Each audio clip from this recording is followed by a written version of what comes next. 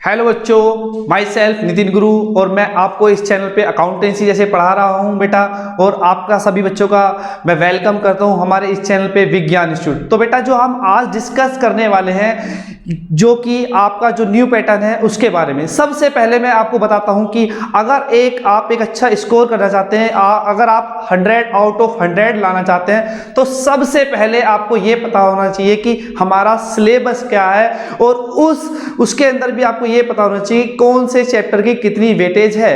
ठीक है, जैसा कि हम जानते हैं वेटेज की बात करें तो बेटा जैसा कि हमें पता है कि हमारे पास 3 बुकें हैं अकाउंटेंसी की।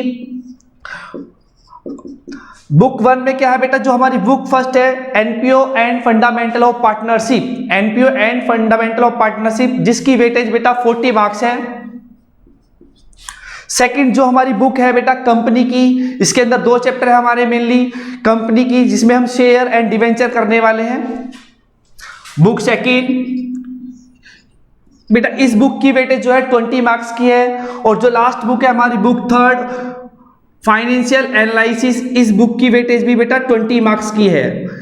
जैसा कि हमको पता है कि बेटा अभी तक क्या होता था कि 80 मार्क्स का हमारा थ्योरी एग्जाम होता था और 20 मार्क्स का प्रैक्टिकल होता था, राइट, जिसके अंदर हम 4 नंबर के लिए एक फाइल बनाते थे, प्रोजेक्ट फाइल, और 12 मार्क्स का हमारा 1 घंटे का एक रिटन एग्जाम होता था और रिमेनिंग 4 मार्क्स के लिए एक वाइवा एग्जाम होता था। ठीक है, ये हमारा अभी तक था।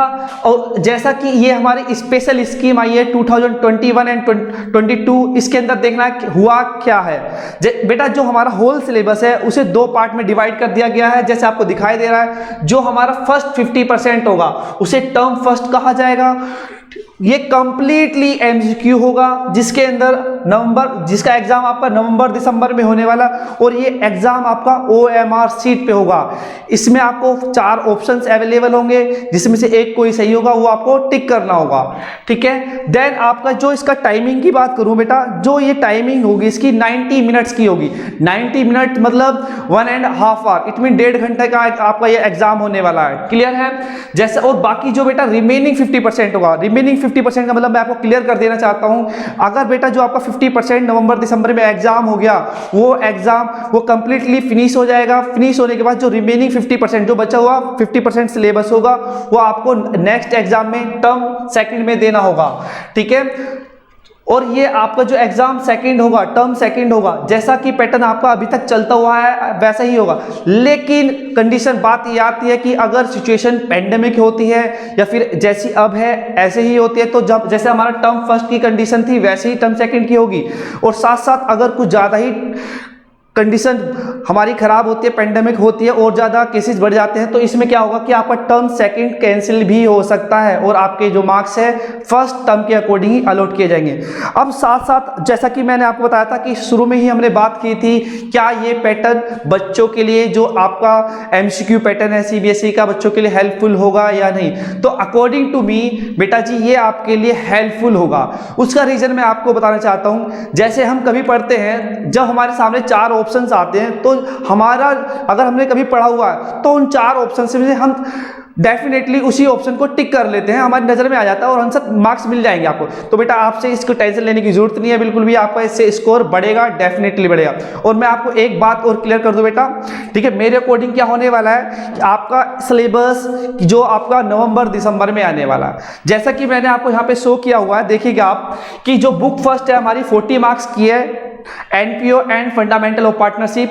देन बुक सेकंड की बात करूं मैं कंपनी, जो कि 20 मार्क्स की है, और बुक थर्ड की बात करूं मैं बेटा, वो भी 20 मार्क्स की है। तो बेटा अगर मैं एक चीज आपको दिखाना चाहता हूं, ये बुक सेकंड और बुक थर्ड मिलके 40 मार्क्स की बनती है यहाँ पर, और इंडिविजुअली बुक जो फर्स्ट है वो 40 मार्क्स की बनती है।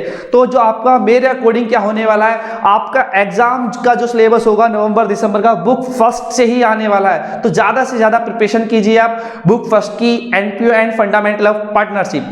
जैसा कि आपको चैप्टर पता है एनपीओ हो गया हमारा, जैसे अभी तक 10 नंबर का था उससे एमसीक्यू ज़्यादा आने की पॉसिबिलिटी है।